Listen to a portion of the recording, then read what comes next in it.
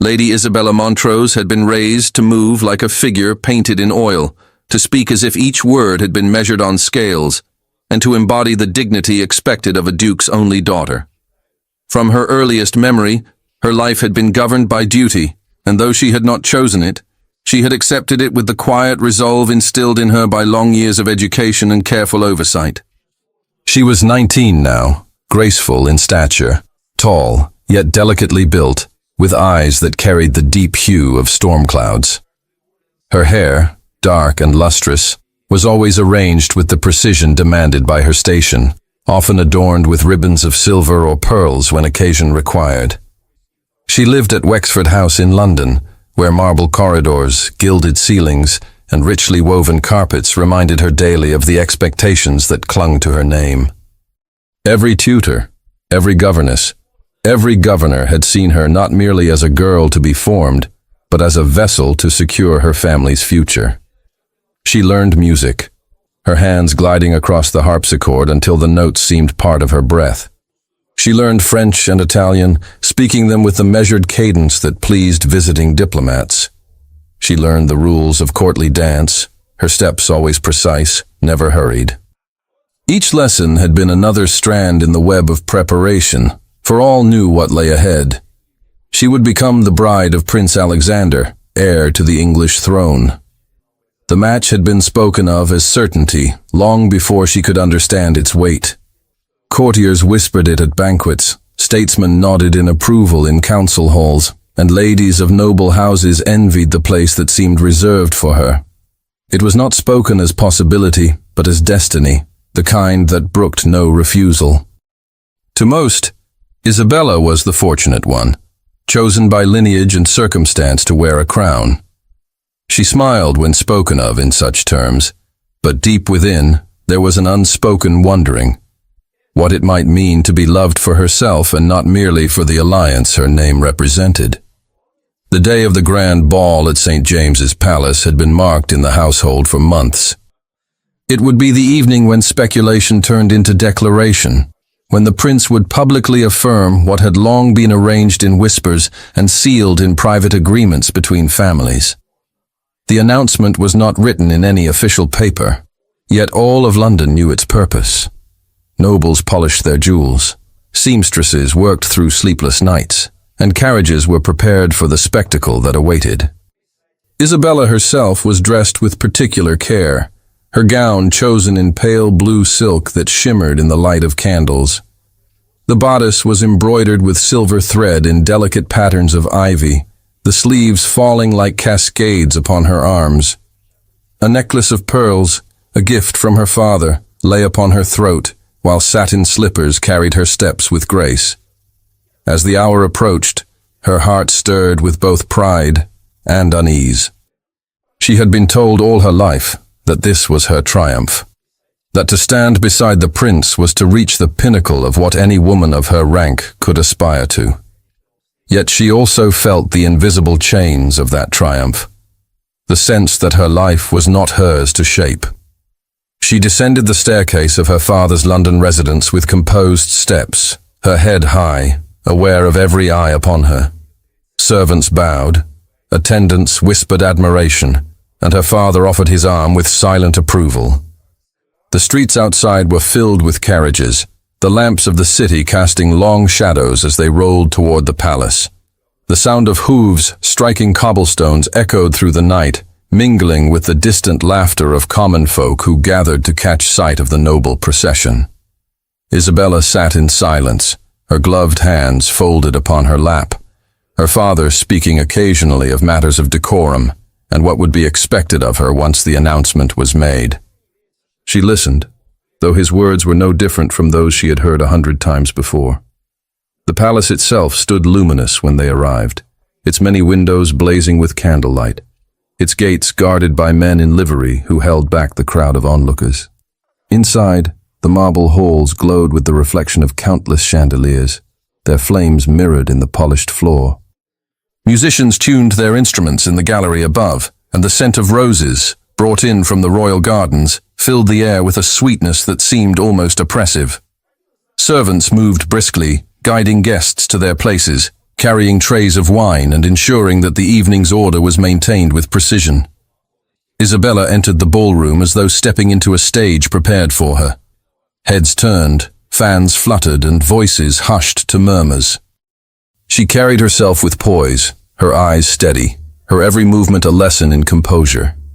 She saw the faces of noble women who studied her gown with veiled envy, of gentlemen who admired her grace with quiet calculation, and of courtiers who whispered to one another of the glory of the match that was about to be confirmed. The orchestra began a stately piece, the air swelling with violins, and the room seemed to glow brighter with expectation. At the far end of the hall stood Prince Alexander. He was dressed in a coat of deep crimson trimmed with gold, his powdered wig perfectly arranged, his posture unyielding. His features bore the smooth confidence of one who had never been denied anything. To the assembly, he appeared as a figure carved from marble, every gesture deliberate, every glance an assertion of power. He waited upon the dais, near the throne reserved for the king, and though he bowed his head slightly in acknowledgement of Isabella's approach, his face betrayed no warmth. Her steps slowed as she drew nearer. The eyes of the court followed her, watching for the subtle interaction between bride and groom.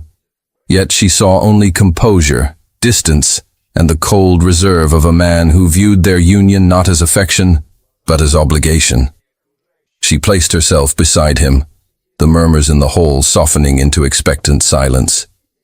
The air grew heavy with anticipation, as though every breath held back the moment when the prince would speak the words that would bind them.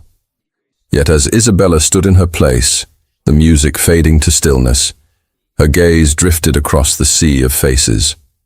At the edge of the crowd, half hidden by shadow, there was a figure who did not seem to belong. He was tall, his bearing confident yet marked by something raw, something unrefined compared to the polished nobles around him. His eyes were fixed upon her with an intensity that pierced through the gilded air, and though his attire was proper, it carried none of the extravagance of those beside him. He stood apart, as if his very presence disturbed the harmony of the court. And in that instant, Isabella sensed that the night would not unfold as the court had so carefully planned. Prince Alexander did not turn his head as Isabella took her place beside him. His hand rested stiffly upon the rail of the dais, his back as straight as the marble pillars behind him. The hall, filled with courtiers, ambassadors, and noble families, trembled with anticipation. Candles flickered in tall candelabras, their flames wavering as though stirred by the collective breath of those assembled. All eyes were fixed upon the heir to the throne, waiting for words that would seal what had long been whispered as inevitable. He lifted his chin, his expression composed, his tone even as he began to address the court. His voice carried across the chamber, steady and commanding, yet it rang with the detachment of duty. He spoke not of Isabella's virtues or the promise of shared life, but of alliances between houses, of stability in uncertain times, of obligations that bound families to the crown. His speech bore the weight of law rather than the warmth of affection. Guests nodded solemnly, some whispering to one another, their expectations subtly shifting as the realization spread that this was not the romantic declaration many had imagined. Isabella stood silent at his side, her eyes lowered though her ears caught every syllable. The words, heavy and cold, fell upon her like stones. She had prepared herself for formality, yet the absence of even the smallest gesture of tenderness stung deeply. To the crowd, she appeared the very image of composure, her posture unbroken, her hands folded gracefully. Inside, however, she felt as though the air had grown thin, each breath strained beneath the knowledge that she was being spoken of as an arrangement, not as a bride. It was in that silence between the prince's words that the unexpected happened. From among the gathered throng, the figure she had glimpsed before stepped forward. At first, the crowd did not react, for interruptions in such a setting were unthinkable. But as he advanced, his presence drew eyes and hushed voices spread like ripples through still water. His face, though unfamiliar to many, bore a resemblance to the prince himself, enough to provoke uncertainty, enough to command attention. Gasps rose as whispers of his name circled the chamber. Raphael, the half-brother. The reminder of scandal long buried beneath courtly decorum. Though his existence was no secret, his presence in the palace was almost unthinkable.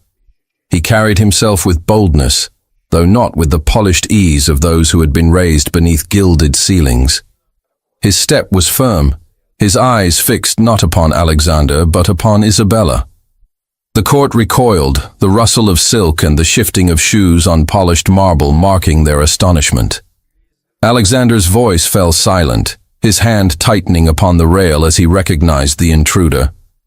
The guards hesitated, uncertain whether to advance or to wait for command. In that moment of hesitation, Raphael crossed the remaining distance. His coat, dark but unadorned compared to the prince's crimson, brushed against the skirts of ladies who pulled back in shock. His presence seemed to pierce the careful order of the evening, his figure a shadow cast upon the brilliance of the chandeliers.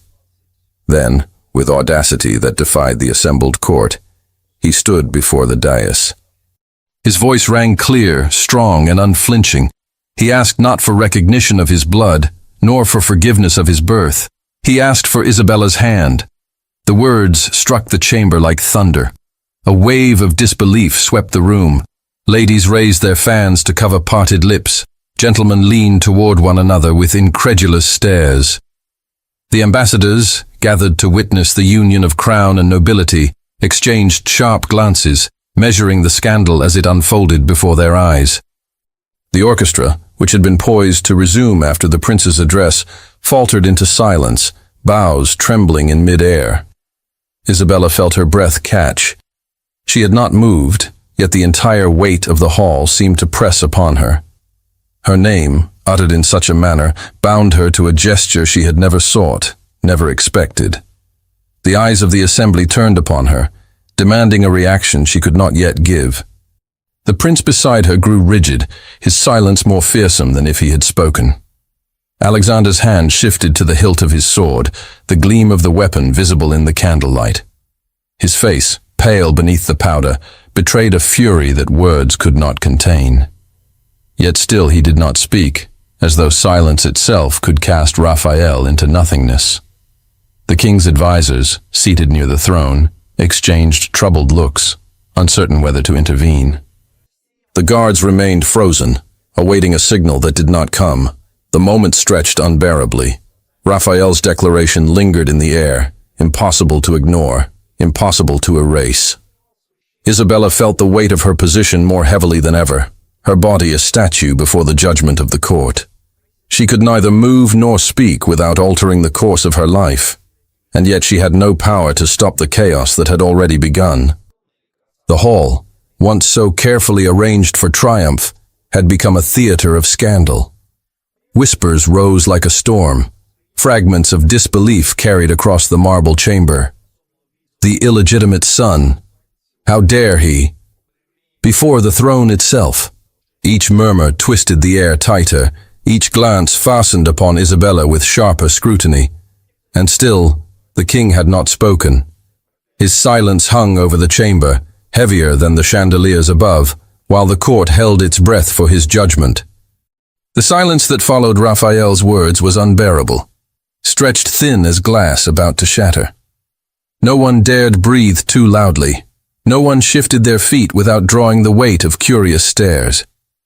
Isabella stood motionless at the prince's side, her hands clasped tightly before her, though every pulse within her body hammered with confusion and dread. She had not spoken, had not even raised her eyes from the floor, yet she felt herself already condemned in the judgment of the court. The chamber, filled with the finest of England's nobility, seemed to lean forward as one. Whispers collided, skirts rustled, fans snapped open and shut. Every gaze fixed upon Isabella, as though she had conspired with Raphael, as though his audacity reflected a secret desire of her own. She wished the floor might open and swallow her. Yet she remained frozen, aware that any movement could be interpreted as confirmation of guilt. Raphael, for his part, stood tall before the dais, his declaration unwithdrawn. His eyes did not waver from her, and in their intensity she read not triumph but something more reckless, more desperate. She could not bear to meet his gaze for long, for in it lay the certainty that her fate had been twisted in an instant. Then came the sharp command of the guards. 2 men in livery pushed through the crowd, their boots striking the marble with the finality of judgment. They seized Raphael by the arms, though he did not resist. Murmurs of relief mingled with renewed whispers of scandal, the assembly eager to see order restored. Yet the damage had been done. The boldness of his words hung heavier than any restraint, echoing in every corner of the hall. Prince Alexander remained silent, though his face had turned a shade colder than stone.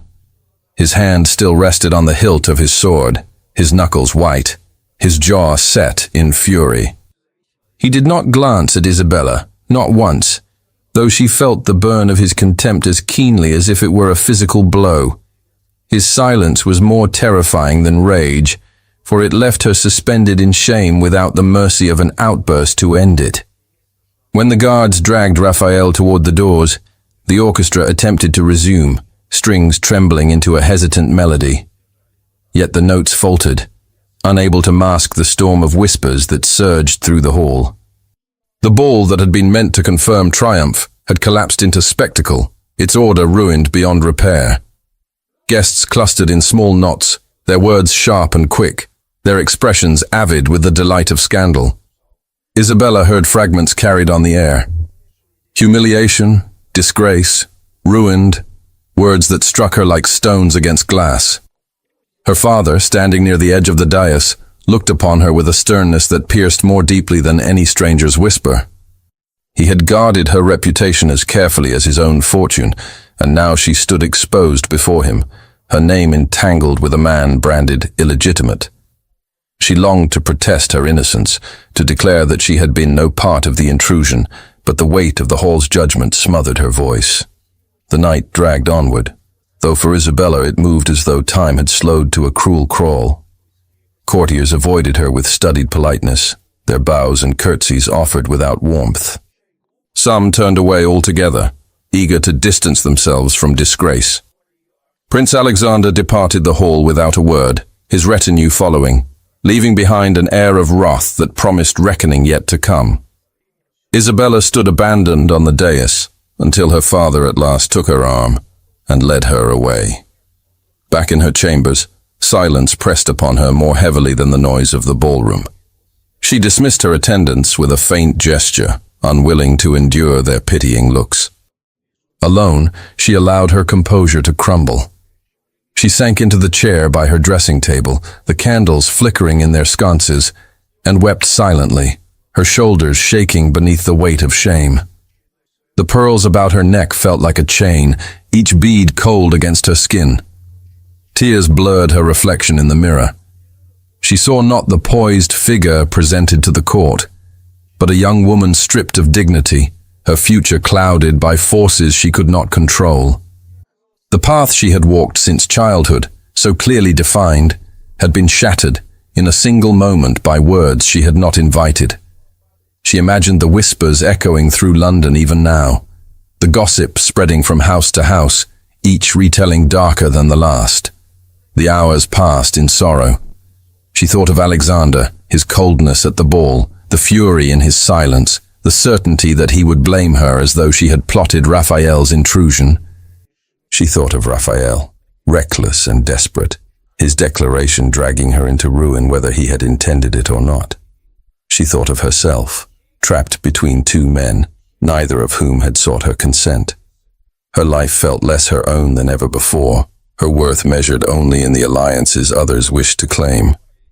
When at last she rose, the chamber seemed unbearably still. The roses arranged in porcelain vases had begun to wilt, their petals drooping in silence, as if mocking the fragility of beauty. The moon shone pale through the high windows, casting long shadows across the floor. Isabella walked to the heavy curtains and drew them aside, staring into the night as though it might offer escape. The gardens below lay veiled in mist, their paths winding like ribbons through the dark. She pressed her hand against the cold glass, her breath clouding its surface. Her tears had dried, leaving her eyes heavy, her heart hollow. The humiliation of the night weighed upon her, each moment replaying in her mind with merciless clarity. She longed for a refuge beyond the reach of gossip, beyond the chains of duty. Yet such a place seemed distant, perhaps unreachable. She turned away from the window, ready to surrender herself to restless sleep.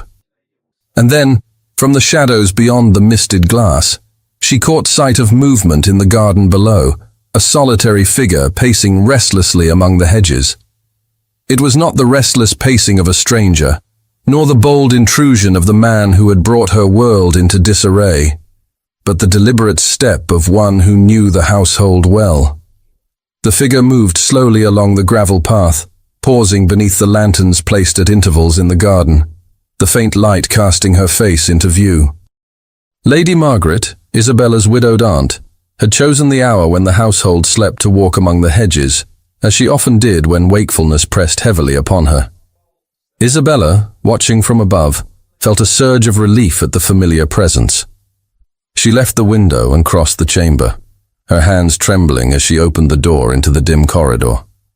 The air was hushed, filled only with the faint creak of timber as her slippers touched the floor. She descended the staircase, guided by the glow of wall sconces left burning through the night. The stillness of the house, so unlike the grandeur and noise of the palace, wrapped about her, though it offered little comfort. The memory of the ballroom still burned in her mind, the shame, the whispers, the prince's silence, and the sudden ruin of everything that had been promised to her. Lady Margaret turned as Isabella stepped into the garden. The night air was cool, heavy with the scent of damp earth and roses that had not yet lost their fragrance. Margaret's expression softened when she saw her niece, though her eyes reflected the wisdom of one who had endured much herself. She reached out a hand, and Isabella took it with the eagerness of a child clinging to safety. They walked together along the gravel paths, their steps unhurried, the silence between them more comforting than words. When at last they paused beneath an arch of climbing ivy, Isabella released the storm that had gathered in her heart. She spoke of the humiliation, the stares of the court, the cold indifference of the prince, and the reckless intrusion of Raphael.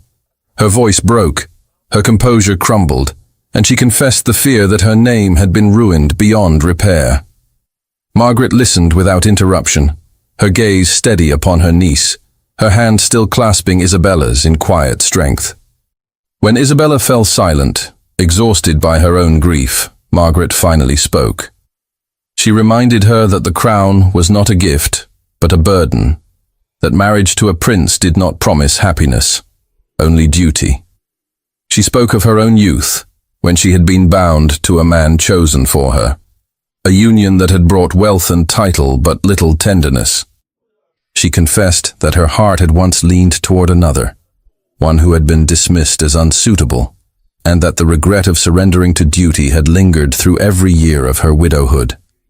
Her words did not diminish Isabella's sorrow, yet they stirred something new beneath it. The thought that she was not alone in her struggle, that another woman had once stood at the same threshold of choice, planted a seed of quiet rebellion within her. Margaret's voice was calm, yet there was fire in her counsel, the fire of one who urged her niece not to surrender so easily to chains, not to believe that humiliation defined her worth. Isabella listened, the weight upon her shoulders shifting, not lessened, but changed.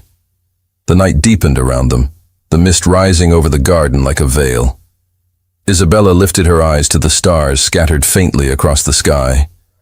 For the first time since the ball, she felt the faint stirrings of something that was not despair, a fragile sense of possibility, a question of whether her destiny was truly as fixed as all had insisted. Her heart still trembled with fear, but within it, another rhythm began to beat, one that spoke of strength, not yet tested. They lingered in silence, the cool night air brushing against their faces, the gravel crunching softly beneath their feet as they turned back toward the house. Isabella's steps felt unsteady, yet lighter than before. She did not know what future awaited her, nor how the court would respond to the scandal that had already been unleashed. But she knew now that she was not without choice, not without the power to shape some small measure of her fate. As she climbed the staircase to her chamber once more, the candlelight flickering along the walls, she carried with her her aunt's words, not as comfort alone, but as a challenge. Her tears had dried, though her heart remained restless, caught between sorrow and the faintest whisper of defiance. She reached her chamber door, laid her hand upon the latch and paused. For beyond the heavy wood, she sensed the silence was not entirely empty. The silence within Isabella's chamber pressed upon her as she entered, but it no longer felt suffocating in the way it had on the night of the ball. The words of Lady Margaret echoed in her mind, not gentle reassurances alone, but an urging to see her life as something that might yet be shaped by her own will. Isabella stood still in the center of the room, her hands resting lightly upon the carved wood of the dressing table, her reflection caught in the dim mirror. Her face bore the traces of sleeplessness, but her eyes no longer carried only despair. They carried questions, and with them, the faintest spark of resolve. In the days that followed, her father agreed that she should leave the palace behind, at least for a time. The explanation was simple enough. Her health required rest, her spirit quiet. Few questioned it openly, for the scandal still lingered in whispers, and her absence would allow the gossip to settle. Thus she returned to her family's estate in the countryside, far from the glitter of chandeliers and the suffocating murmur of court. The journey itself was long, the carriage swaying over uneven roads, the air filled with the scent of damp fields and autumn leaves. Isabella sat in silence, her gloved hand resting against the window frame, her eyes fixed on the landscape that stretched endlessly beyond. It was a land she had known as a child, yet now it appeared new, as though seen with different eyes. The broad meadows, the rows of oak trees, the winding rivers glinting in the sun, all stood in sharp contrast to the gilded walls of London. She felt a strange relief, as if the distance itself allowed her to breathe more freely. When at last they arrived, the great house of her father's estate stood solemn against the horizon. Its stone walls bore ivy that climbed toward the high windows, and its gardens spread wide, filled with hedges shaped in careful lines and orchards stretching toward the woods. Servants hurried to receive her, their steps echoing in the wide hall as trunks were carried upstairs. Isabella moved through the rooms with a sense of both familiarity and distance, as if the house remembered her more vividly than she remembered it. The following mornings unfolded with a rhythm unlike that of London. The bells of the palace no longer dictated her hours. Instead, she rose with the light of dawn, when the mist still clung to the fields. She walked alone through the gardens, her gown brushing against dew-laden grass, her fingers trailing along the rough bark of ancient trees. The air was cool, filled with the cries of birds and the rustle of leaves. In such solitude she discovered a calm she had not known in years, though beneath it her thoughts still turned restlessly toward the past weeks. It was during one of these walks, beneath the canopy of oaks, that she heard the sound of hooves. At first she thought little of it, for horses often crossed the estate, yet the rhythm of this approach was different, purposeful, insistent. She turned toward the lane that cut through the orchard and saw a rider. His figure grew clearer as he drew near, and even before his face came into view, her heart tightened with recognition. Raphael. He dismounted with a swiftness that revealed both determination and hesitation. His presence here, on her family's estate, was bold enough to stir every doubt within her. He approached slowly, as though aware of the impropriety of the moment, yet unwilling to remain at a distance. Isabella stood rooted to the ground, torn between the instinct to retreat and the need to understand why he had followed her. When he stopped before her, there was no triumph in his bearing, no trace of the audacity that had filled the ballroom. His eyes carried the weight of years spent in shadows, years marked by exclusion, and the bitterness of illegitimacy. He spoke of himself, not with pride, but with a candor that startled her. He spoke of a life lived on the edges of recognition, of doors closed and honors denied, of a longing that had driven him to act with reckless boldness at the ball. His voice carried not arrogance, but vulnerability, and it unsettled her more than defiance ever could. Isabella listened, her face unreadable, though her thoughts surged within her. She had wished to hate him for the humiliation he had caused, to cast him from her heart as a man who had stolen her dignity. Yet as he spoke, she heard not a usurper of her fate, but a man weary of being nameless, one who had sought, in one desperate moment, to seize something true. She could not answer him then, for her heart was too torn, but she did not send him away. In the days that followed, he returned again, not with bold declarations, but with a quieter presence. They walked together through the gardens, their steps unhurried, their words measured. He asked nothing of her but time, and in that time he revealed more of himself. He spoke of the solitude that had shaped him, of the silence that had been forced upon him, of the way he had learned to endure contempt without letting it harden his soul. Isabella, in turn, found herself speaking in ways she had not before, not of duty or expectation, but of her own fears, her own longings. Their walks became a rhythm.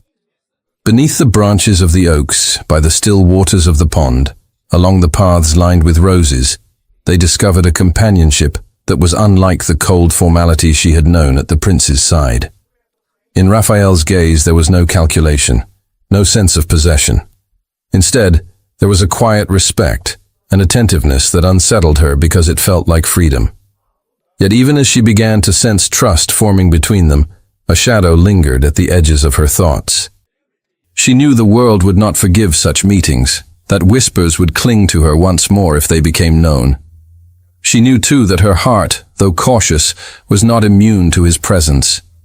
There was danger in every step she took beside him, danger that could undo what little peace she had reclaimed. One morning, as they walked along the bank of the river that bordered the estate, the water glinting in the pale sun, the sound of galloping hooves broke through the calm. Isabella turned swiftly, her gown catching in the wind as a rider approached at full speed, the royal seal gleaming upon his satchel. The rider did not slow until he reached the very edge of the river bank, his horse's hooves scattering pebbles and sending ripples across the calm water.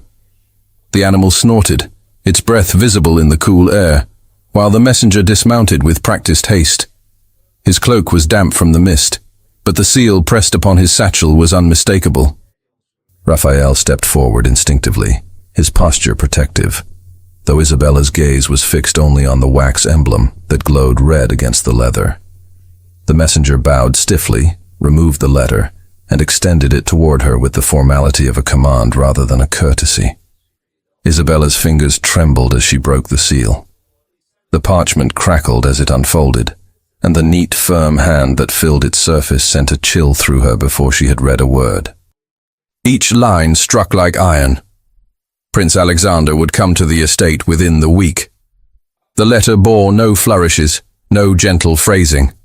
It was not a request but an announcement, an assertion of power. Her breath caught as she read it again, her eyes fixed on the words until they blurred. The prince was not content to let the matter fade into silence. He would come himself, in person, to confront what he saw as betrayal. The countryside, which had felt a refuge, now seemed fragile, its peace no more than a thin veil easily torn away. Raphael's jaw tightened as he watched her fold the letter with care, his silence betraying the storm that stirred within him. By evening, the house stirred with preparations. Servants polished floors, hung fresh draperies, and trimmed the gardens, all under the heavy knowledge that their work was not merely for display, but for judgment. The estate was to become a stage for confrontation, and every stone, every candle, every polished surface seemed to anticipate the prince's gaze. Isabella moved through the halls with calm steps, though her heart quivered with unease. She had faced whispers and humiliation before, but now she would face Alexander himself, in her own home, where retreat would no longer be possible. The day of his arrival dawned gray, the sky veiled by clouds that promised rain. The estate seemed to hold its breath as the sound of wheels and hooves carried across the fields. Isabella stood at one of the high windows, her hands clasped tightly at her waist as the prince's carriage came into view. It gleamed black and gold against the muted landscape, drawn by horses that tossed their manes impatiently. Behind it, a retinue of riders formed a scarlet and silver procession that filled the lane like a river of authority. When Alexander stepped from the carriage, his boots striking the gravel with measured force, the estate itself seemed smaller in his presence.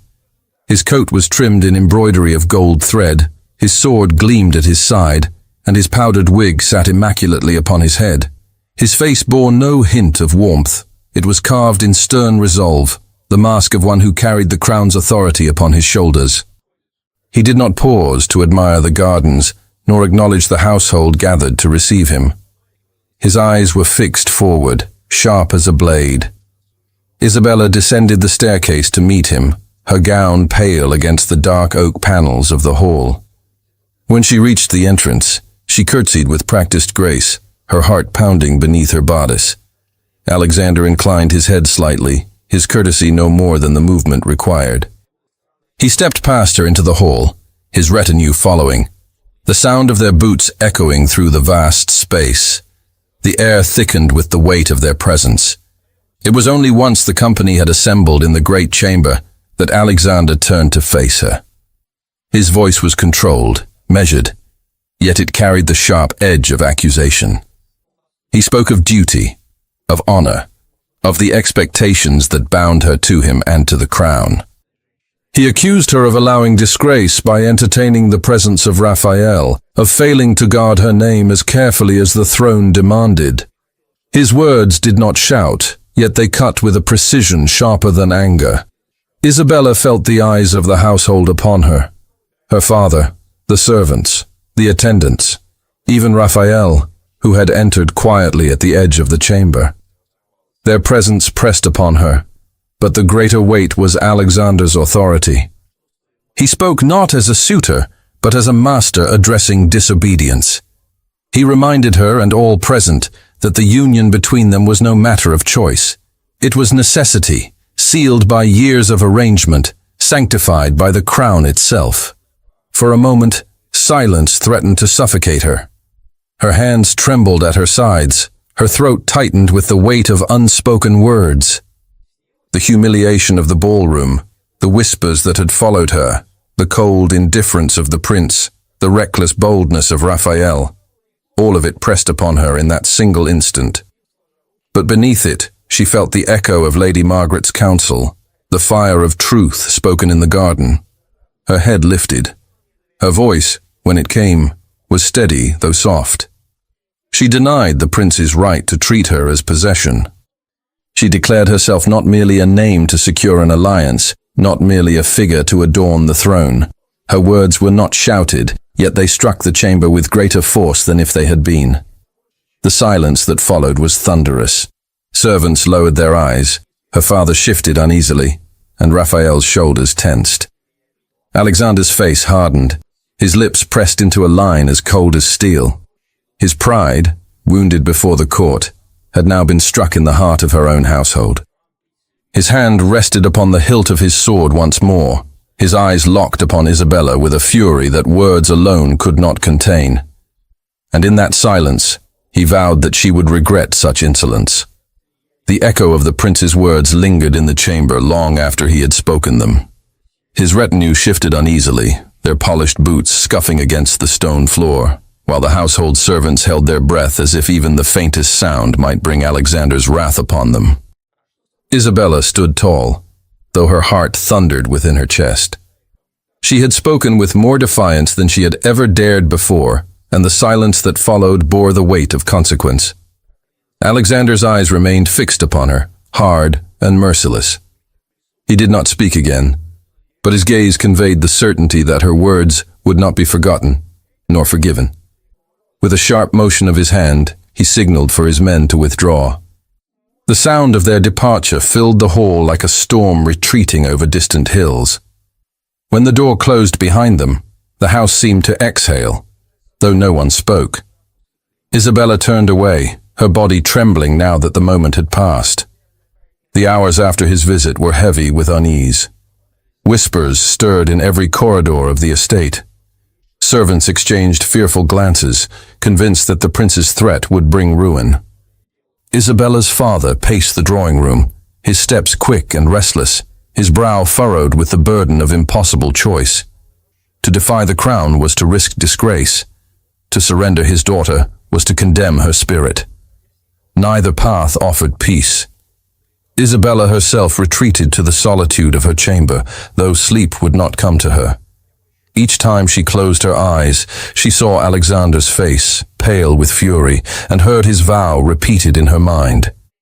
By the following morning, the weight of gossip had already begun its march. Word of Alexander's journey to the countryside spread swiftly to London, carried by those eager to tell and retell the scandal. In drawing rooms and at market stalls, voices murmured that Lady Isabella Montrose had dared defy the heir to the throne. Some said she had rejected him outright, others that she had been bewitched by Raphael. Each retelling added fuel to the fire until the truth was lost beneath the smoke of invention. Raphael became the object of every venomous tongue. He was called a usurper, a shadow who dared to grasp at light that did not belong to him. Rumors whispered that he would be sent away, perhaps across the sea, perhaps to some distant post from which he would never return. The thought of exile hung in the air of the estate like a storm waiting to break. Isabella heard it from the servants, their voices hushed, their eyes wide with fear. She felt it in the silence of her father, who spoke little and carried the look of a man caught in the tightening grip of royal command. Yet Raphael did not retreat. Each day he remained near her, though always with restraint. He did not demand her presence, but their paths crossed in the gardens, along the orchard, by the quiet riverbank where the trees cast long shadows. His very presence was defiance, though unspoken, a refusal to vanish even when threatened. Isabella found herself drawn to that courage, though it filled her with dread as well. Every step they took together was heavy with the knowledge that the crown's eyes lingered upon them from afar. The estate itself seemed to mirror their turmoil. Where once the halls had carried the calm of countryside peace, now each footfall echoed with unease. The servants no longer spoke freely, their voices clipped and careful, as though the walls themselves might carry words back to London. Isabella's father received letters daily, each one marked by the seal of authority, each one demanding more urgently that the union between Isabella and Alexander be confirmed without delay. She saw him hold the letters in his hands, his knuckles white, before retreating to his study, where the candles burned long into the night. For Isabella, the weight of choice pressed heavier with each passing hour. She knew what was expected: to yield, to silence her defiance, to walk obediently toward the throne, as though her heart were of no consequence. Yet the thought of such surrender filled her with dread that chilled her more deeply than Alexander's fury. Raphael's presence reminded her that another life was possible, uncertain, dangerous, but real. It was this possibility that both frightened and sustained her. The fragile hope that she might choose for herself, even if the world condemned her for it. As days turned to a week, the rumors in London grew louder. Letters from distant cousins and acquaintances arrived at the estate, filled with veiled reproaches and thinly disguised curiosity. Some pleaded with Isabella to reconsider, warning her of the ruin that awaited. Others condemned her outright, their words steeped in the poison of envy and scandal. Isabella read them with steady eyes, though each sentence was a fresh reminder of how deeply society had bound her fate to its judgment. The tension reached its height one evening when her father entered her chamber with a letter still warm from the wax seal. His voice was grave as he read aloud the king's command. Isabella must marry Alexander, or her family would face the loss of royal favor, the weight of disgrace that could destroy all they had built. The words were final, unyielding, heavy as stone. Her father's voice faltered as he finished, and in his eyes, Isabella saw the torment of a man torn between loyalty to crown and love for his child. When he departed, leaving her alone once more, Isabella sat in silence beside the window. The countryside stretched before her, the fields dark beneath the evening sky, the river glinting faintly in the last of the light. She thought of Alexander's vow, of the court's whispers, of her father's weary face. She thought of Raphael, who remained near even as threats gathered around him, his very presence a challenge to the order that sought to cage her. The candles burned low, their wax spilling upon the silver holders, as Isabella bowed her head into her hands. She felt the weight of the crown pressing upon her, though she did not wear it, a burden heavy enough to crush her spirit. Yet beneath that weight, she sensed a flicker of defiance that no letter, no command, no threat could extinguish. It stirred within her like the faintest flame, fragile yet alive, waiting for the moment when it might blaze into certainty. And when at last she lifted her eyes, she knew the storm had reached its breaking point, for the chapel on the estate grounds lay in shadow, and within its walls, Raphael waited for her decision. The chapel stood quiet at the far edge of the estate, its stone walls veiled in ivy, its arched windows glowing faintly from the candles flickering within. The night was still, the air heavy with the scent of damp earth after a brief rain. Isabella crossed the garden paths alone, her steps deliberate, her gown brushing against the dew-soaked grass. The hush of the hour deepened her thoughts, each footfall echoing the weight of the decision she carried. When she reached the chapel doors, she paused. Her hand hovered over the iron handle, her breath uneven. She knew what awaited her inside. Not command, not decree, but a man whose presence defied all the expectations that had bound her life since childhood. The prince's threats still rang in her ears, her father's weary voice still pressed upon her, and yet the pull toward that shadowed chapel was stronger than fear. She pressed the door open, and the hinges gave a low groan that faded into the silence of the nave. Raphael stood at the front, near the simple altar where 2 candles flickered. The faint light touched his face, casting his features in sharp relief. There was no grandeur in his bearing, no trace of courtly arrogance, only the stillness of a man who had waited through uncertainty and risked everything by remaining. He turned as she entered, and in his eyes there was not demand but quiet resolve. He did not move toward her, but stood as though every step depended on her will alone. Isabella advanced slowly, the echo of her footsteps sounding against the stone floor. She felt the tension between them, not sharp or violent, but heavy with all that had gone unsaid. When she reached him, she stopped just before the altar, the space between them alive with silence.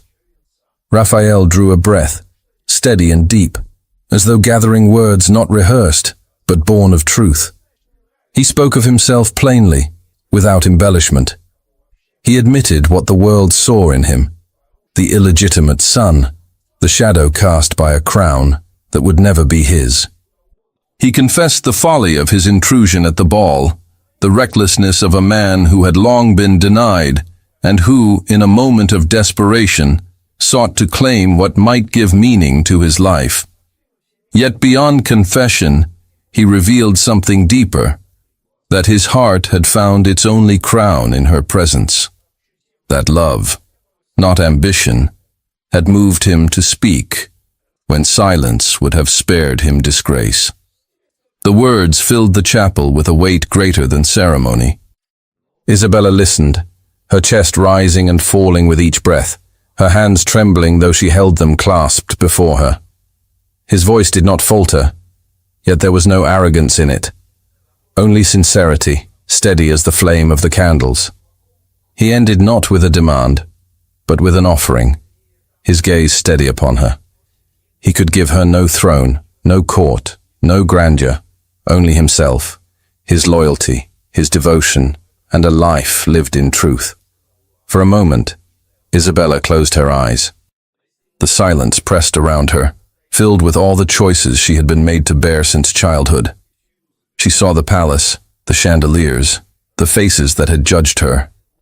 She heard the prince's cold voice, felt the weight of his scorn, and remembered the sting of standing silent while the court whispered ruin. She felt her father's hand upon her arm, heavy with duty, worn by fear of disgrace. All these images crowded her mind, demanding submission. But then she saw more. She saw the gardens of the estate, the morning walks by the river, the moments of quiet conversation with Raphael beneath the oaks. She remembered his unguarded honesty, his willingness to stand near her even when threatened, his eyes that sought not possession, but understanding. For the first time, she felt what it might mean to be chosen not as a name, not as an alliance, but as a woman. Her heart beat with painful force as she opened her eyes once more. She looked at Raphael, who stood waiting, his future suspended on the breath between them. The choice before her was stark: to yield to the crown, to bow beneath duty and live in silence, or to step into uncertainty, bound not by command, but by her own will. Her lips parted, her voice soft yet clear.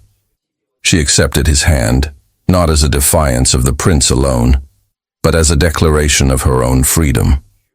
The words left her trembling, yet within them she found strength she had never known. The chapel seemed to brighten, the candles burning taller, as though reflecting the flame now kindled in her. Raphael's breath caught, his expression breaking from restraint into unspoken relief. Their hands met, and in that touch lay the certainty of a choice that no decree could undo. The stillness that followed was deep, but it did not last. From outside the chapel came the unmistakable sound of footsteps, quick and purposeful, drawing nearer across the damp earth. The sound of approaching steps grew louder, echoing against the stone walls of the chapel, as though the very building were bracing itself for intrusion. Isabella's hand lingered in Raphael's, their palms warm against one another, but her heart leapt with fear. She turned toward the door, her breath caught, expecting at any moment to see the prince himself or his men bursting through the threshold. But when the heavy door creaked open, it was her father who entered. His cloak clung damp to his shoulders, his face marked by sleepless hours and the burden of decisions that weighed heavier than rank or land. For a long moment, he stood in silence, his eyes fixed on the sight before him, his daughter's hand resting in Raphael's. The flickering candlelight made the scene appear both fragile and unyielding, as though time itself had paused to witness it. The Duke's expression was grave, but behind the severity lay a weariness that had grown over weeks of turmoil. He stepped forward slowly, his boots striking the stone floor with steady rhythm. Isabella braced herself, prepared for reproach, for command, for the authority of a father bound by loyalty to the crown. Yet his words, when they came, carried none of the sharpness she feared. His voice was low, heavy with resignation. He spoke of the king's letters, of the threats that shadowed their family name, of the disgrace that hovered so near it could be felt like storm air. He admitted that every instinct as a nobleman urged him to force her back into obedience, to preserve the bond with the crown, no matter the cost. But then his voice faltered, and his eyes softened as he looked upon his only daughter. He confessed that he could not compel her into a union that would strip her spirit, that duty to the throne could not outweigh his duty as a father. His words were not approval, but they were permission, reluctant, sorrowful, yet real. Isabella's breath trembled as relief spread through her, not bright or jubilant, but steady, like ground beneath her feet after long unsteadiness. Raphael bowed his head in silent acknowledgement, the tension in his frame loosening at last. The Duke did not meet his gaze for long, yet his lack of command to leave was concession enough. After a pause that stretched like a sigh, he turned and departed the chapel, his cloak brushing against the floor, leaving the two alone once more. The days that followed unfolded with surprising stillness. No royal guard arrived at the estate. No messenger came bearing further decrees. The storm of threats seemed to lose its force, as if the crown itself had chosen to let the matter settle in silence. In the halls of the house, relief mingled with unease, for though no punishment came, the weight of scandal still lingered. Servants moved more freely, yet their eyes still carried caution when they looked upon Isabella and Raphael together. At last, the decision was made. There would be no palace ceremony, no gilded pageantry. Instead, the vows would be spoken in the very chapel where Isabella had chosen her path. The morning of the wedding arrived quietly. The gardens were damp with dew, the hedges trimmed with care, though no crowd pressed against them to watch. Within the chapel, the air was filled with the faint scent of flowers gathered from the estate gardens, roses, lilies, and sprigs of lavender placed in simple vases along the stone ledges. Isabella wore no crown, no jewels save the modest pearl necklace she had always treasured. Her gown was of pale cream silk, unadorned save for lace at the sleeves, its simplicity carrying a beauty that no court could diminish. Raphael stood waiting at the altar, dressed with equal restraint, his coat dark but clean, his bearing solemn and steady. Around them, a handful of faces bore witness. Her father, grave but resolute. Lady Margaret, her eyes softened by pride. A few trusted attendants who had served the household faithfully. The vows were spoken in quiet voices that filled the small space with greater weight than any royal proclamation could. There were no trumpets, no heralds, only the sound of words carried by sincerity. When Isabella's hand was placed in Raphael's, when their promises were sealed with the blessing of the clergyman, she felt not the burden of chains, but the freedom of choice. In that moment, she was not a pawn of alliances, nor a prize to be displayed, but a woman who had claimed her own destiny. When they stepped from the chapel together, husband and wife, the air outside was fresh with the scent of the fields. A breeze stirred through the branches of the oaks, carrying with it the soft rustle of leaves, like a hymn of quiet blessing. Isabella lifted her eyes to the horizon, where the morning light broke through the clouds, and for the first time, she felt the path before her was her own. The days that followed their union passed with a gentleness that stood in contrast to the turmoil that had preceded it. No grand banquets announced their bond, no proclamations were posted upon palace gates. Yet within the quiet of the countryside, they built a life marked not by spectacle but by truth. Evenings were spent before the fire, mornings among the fields, the rhythm of the estate shaping their days. Isabella found peace in the simplicity of it, in the knowledge that her choice had not been forced, but freely made. And as she walked one evening through the gardens, her hand resting lightly in Raphael's, she knew that her heart, once burdened by fear and humiliation, had found the calm it had long been denied. The scandal, the whispers, the threats, they had passed like a storm, leaving behind clear skies. She was no princess, no queen, but in her freedom she was more sovereign than she had ever been. The evening descended slowly over the countryside, drawing long shadows across the estate grounds as the sun lingered in its last descent beyond the hills. The fields glowed with a muted gold, the air filled with the hum of insects settling for the night. Isabella walked beside Raphael through the gardens, their steps unhurried, their hands lightly entwined.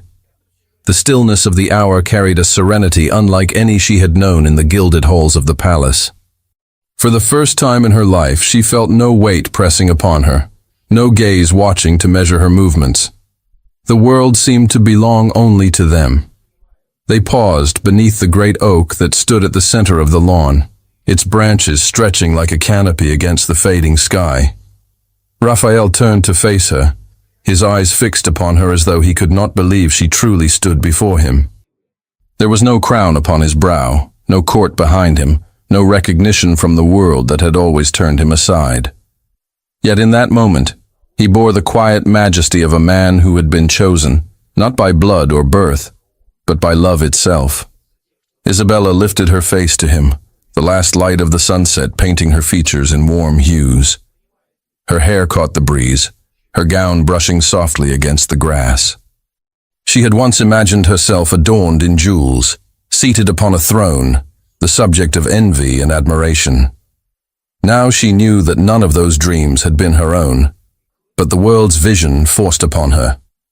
Here, in the simplicity of twilight, with Raphael's hand steady in hers, she felt richer than any crown could make her.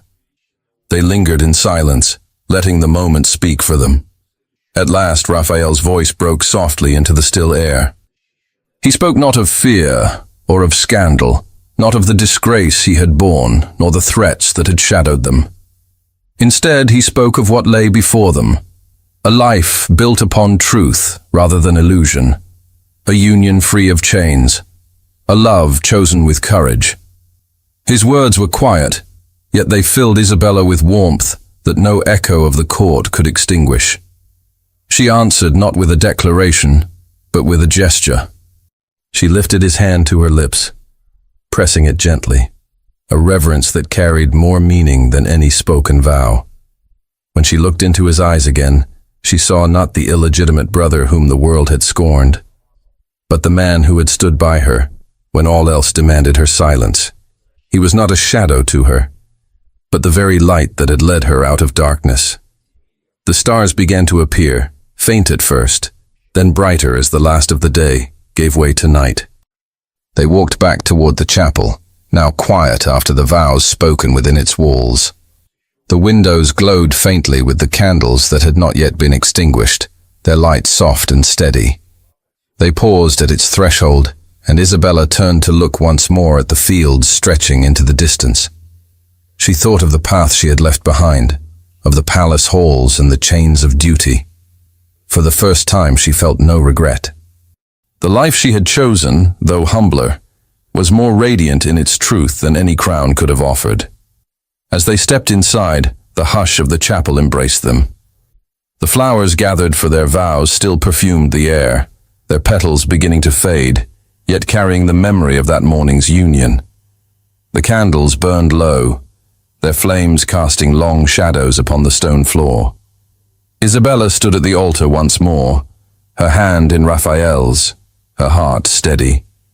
She felt the weight of the past weeks, the humiliation, the fear, the defiance, all melt into the stillness of this single moment. Raphael drew her close, his hands resting lightly upon her shoulders, his gaze searching hers with a tenderness that made her breath catch. He bent toward her, not with the boldness of possession, but with the reverence of a man who cherished what had been freely given. Their lips met, a kiss that was neither hurried nor restrained, but filled with the certainty of love that had endured trial and emerged stronger for it. The chapel seemed to hold its breath, the air alive with the quiet passion of two hearts bound at last in peace. When they parted, Isabella rested her forehead against his, her eyes closed, her lips curved with a smile that was both tender and triumphant. She had feared once that her life would be dictated by duty alone, but here she stood, having chosen her own path. Her happiness was not the world's gift, but her own. They lingered there as the night deepened, the stars wheeling unseen beyond the chapel walls. No sound of carriages, no murmur of courtiers, no echo of gossip intruded. Only the soft rustle of the wind through the ivy, only the steady rhythm of their breathing, only the warmth of hands that would never again let go. At last they stepped outside once more, the cool night air brushing against their faces. The sky above was clear, the stars blazing brighter now, the moon casting silver light upon the fields. Isabella lifted her eyes to that endless expanse, and in its vastness, she felt her heart expand with gratitude. She thought of the women who would come after her, women bound by expectation, silenced by duty. She wished that her choice might whisper to them across time that courage is not the absence of fear, but the strength to follow the truth of one's heart. Her gaze lowered to Raphael, who stood beside her, his expression softened by the starlight. She knew the world would never crown him, never place upon his head the ornaments of royalty. Yet to her, he was sovereign, not by decree, but by devotion. In him she had found not a throne, but a home, not a kingdom, but a love, truer than any alliance. She took his hand once more, and together they walked toward the estate, their steps measured, their silence filled with promise. The night enfolded them, the stars bearing witness, the fields stretching wide as though to embrace the life they would build. Isabella's heart was calm, her spirit free, her future no longer a prison, but a path she had chosen. And so the story of crowns and scandal faded into memory, leaving only the truth that endured, that love, once chosen with courage, becomes the finest crown of all. Thank you so much for listening to this story all the way to the end. We hope it moved you as much as it moved us while telling it. We'd love to hear your thoughts. Leave us a comment telling us where you're listening from and what you liked the most. Rate this story from 0 to 10. What score would you give it? If you enjoyed this story, don't forget to subscribe to the channel and leave a like as a show of support. That really motivates us to keep creating and sharing more stories full of emotion and life lessons. And before we go, we want to remind you that an exciting and heartwarming story recommendation will appear on the final screen. If you'd like to enjoy it, just click on the video. Thank you once again for being here, and we'll see you in the next story.